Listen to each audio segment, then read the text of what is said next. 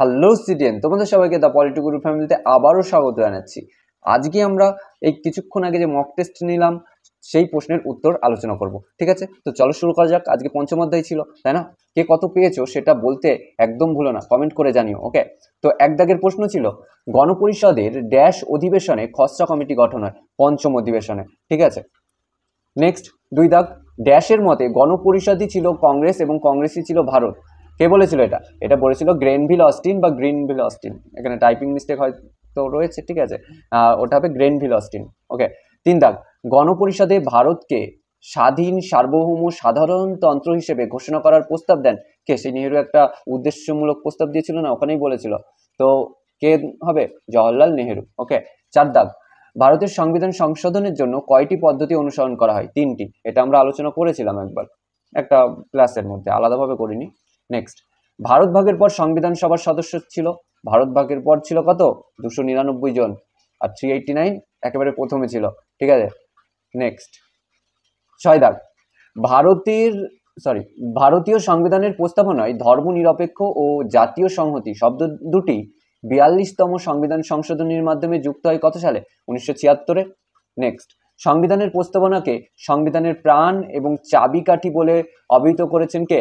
ঠাকুরদাস ভার্গব, তাই না? Option A. Next question, ভারতের সংবিধানে বর্তমানে মোট কয়টি ধারা রয়েছে? ভারতের সংবিধানে বর্তমানে 470টি ধারা রয়েছে। ওকে, নেক্সট, গণপরিষদ কর্তৃক ভারতের সংবিধান গৃহীত হয় 26শে নভেম্বর কবে? 1949 সালে, তাই তো? তো অপশন সি। নেক্সট, 7জন সদস্য বিশিষ্ট খসড়া কমিটির চেয়ারম্যান ছিল কে? আম্বেদকর, বি আর আম্বেদকর, তাই না? নেক্সট কোশ্চেন 11 দাগ, ভারতের গণপরিষদের প্রধান কাজ হবে একটি নতুন সংবিধান প্রণয়নের মাধ্যমে ভারতকে স্বাধীন করা। কথাটি বলেছিল নেহেরু, জওহরলাল নেহেরু।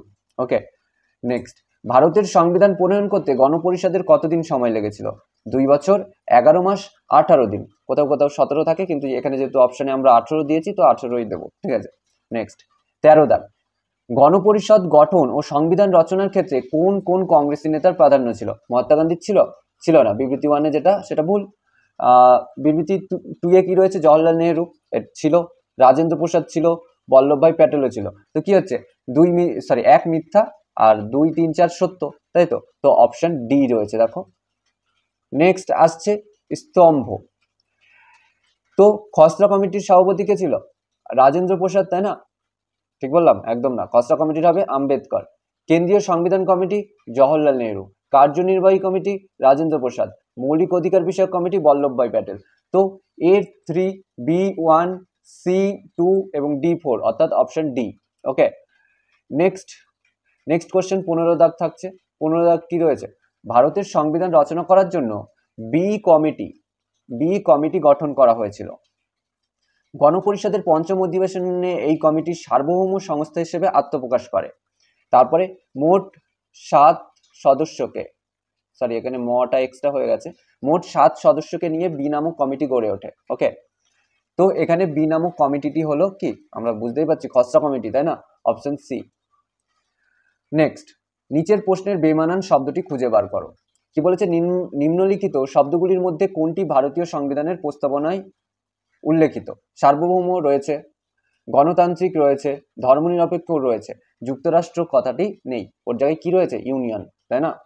নেক্সট 17 দাগ, ভারতীয় সংবিধানের প্রস্তাবনায় 5টি তাৎপর্যপূর্ণ শব্দের বিপরীত শব্দগুলি সঠিকভাবে নির্বাচন করে নির্দিষ্ট স্থানে লিখে 4টি সম্পূর্ণ করো।